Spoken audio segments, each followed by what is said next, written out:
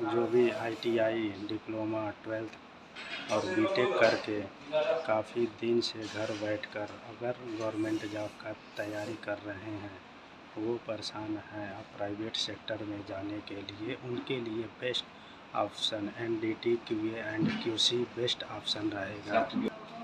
मेरे नंबर पर कॉल करो, मैं बेस्ट इंस्टीट्यूट बताऊंगा, वहाँ से एनडीटी क्यूए और क्यूसी का कोर्स करो। उसके बाद 2 साल एक्सपीरियंस गेन करो थर्मल पावर प्लांट या रिफाइनरी में। उसके बाद 2 साल बाद CC 3.1 वेल्डिंग का ये कोर्स है, फिर उसको करो। उसके बाद कैरियर अच्छा खासा ग्रोथ कर जाएगी। इंस्टीट्यूट के लिए मेरे पास कॉल करो।